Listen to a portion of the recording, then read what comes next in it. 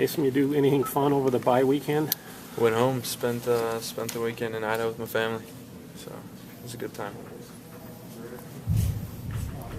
How you feeling physically, and are you pretty much raring to go? Yeah, I feel really good. This is the best I've felt in a long time. So I'm healthy. I've recovered. My body feels really good. JD, how big of an impact do you think that's going to have on the offense? The offense, not so much, I don't think. I mean, JD's a big component of that slot receiver guy, and he plays that really well. But we have a lot of different packages that we can resort to. Obviously, it's going to hurt to miss him or to not have him. He's one of our captains, voted on by the team, and anytime you lose somebody like that, it's going to hurt. But we've made a few shifts and we've made a few adjustments, and we'll be ready to go, and hopefully we can get JD back within the next couple weeks. Did you guys do much self-scouting when you had a little time over the bye week? And if so, what kind of maybe stuck out as things you need to improve on as an offense? I didn't really do a whole lot of self-scouting.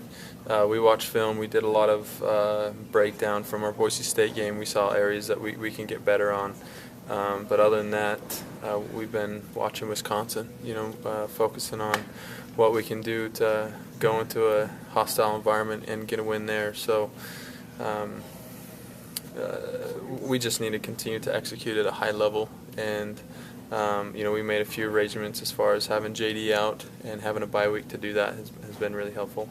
What have you noticed in terms of how defenses are playing you specifically over the last maybe month and a half that was different from 5 games ago? Mm-hmm. I feel like a lot of it's pretty similar. We've been getting a lot of man looks, and they'll man somebody up and make sure they have somebody to play what we call as a spill player, but basically what it means is somebody to cover me if I pull and run. So we continue to see that, but now what we're running into is they don't really know what to do to stop our guys on the outside, because they're 6'4", they're 6'5", and Mitch is 6'6", so they're not easy to defend, and so they try to play off, and then we throw underneath routes, and then they come and press, and we throw over the top. So that's kind of the battle that we've seen so far, and basically it just depends on the personnel that we're playing and how they try to stop us.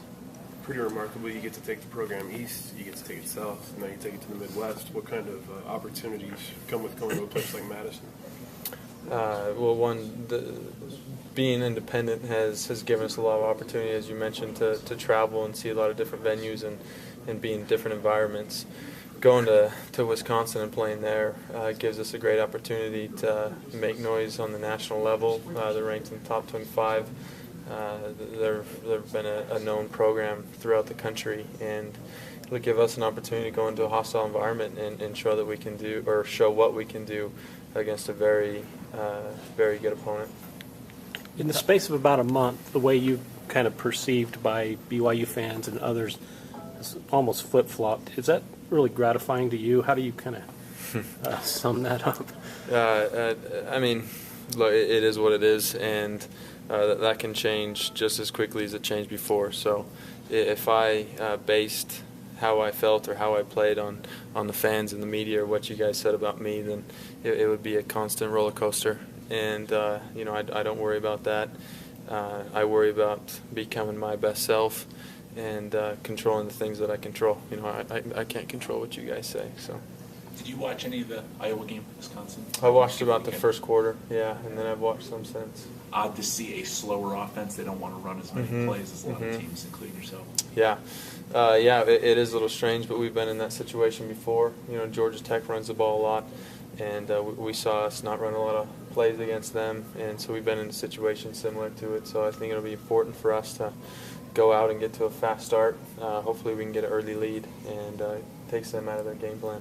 Taysom, you mentioned the outside receivers having some success, but there's been a group that's been having quite a big success, and that's these Boise State now with the tight ends. Yeah. It sounds like the offense is becoming more well-rounded, and it's not just in one or two areas, but in a more complete sense. Talk about the progression overall and how that's going forward.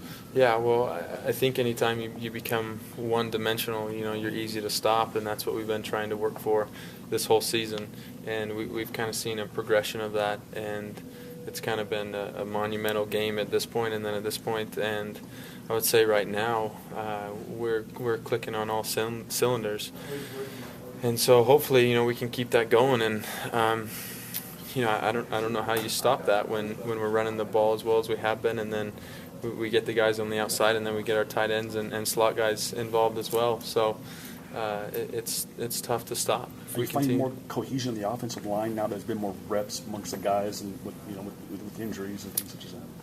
Yeah, for sure. And I think not only as far as them playing more, but that they're getting more game experience, as you mentioned. So even if we do switch a few guys in and out, they have game experience there. And so even if they haven't played next to one another, they've been in a setting like that before. So that's been really helpful. You talked a little bit about it when Jay was asking you about reactions and whatnot, but the last couple of weeks, I mean, you've been garnering these Player of the Week honors and doing a lot more television and things like that. How do you personally view that type of stuff? How do you handle that personally?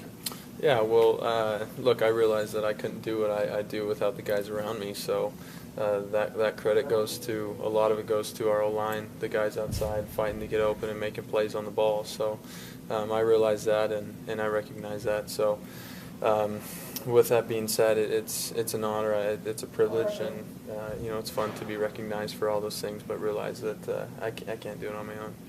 If there's a knock against the offense, it's that it hasn't been consistent for a whole game. Will you need that to beat Wisconsin, do you think? Is that something you guys are talking about? Yeah, I think so. It's going to take everything we have to beat these guys.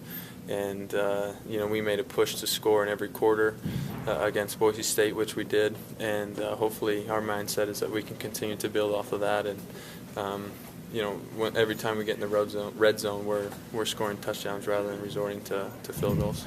As far as tempo goes, you've had a couple of games, maybe not Houston, but the others, where you've gotten a lead and then maybe gotten a little conservative with the play calling. Do you slow the tempo down when the play calling gets a little more conservative, or do you guys keep going at the same pace? The coaches want us to continue at the same pace, but whether or not that happens, I'm not sure. But that's what we're trying to accomplish. When the play calling gets conservative, is it harder to maintain that same pace because maybe you're not having the same type of success or moving it in the same types of chunks? Well, yeah, it is. I mean, if we aren't getting first downs, then we can't continue to push the tempo, and then we're having 3 and outs and everything else, and we can't have that. So if we're not on the field, we can't continue to push the tempo. So that's what really, when our offense gets in the rhythm, is when we can continue to get first downs consecutively. Is that conservative play calling? Is that something you've talked with Coach and I about, or anything? Is that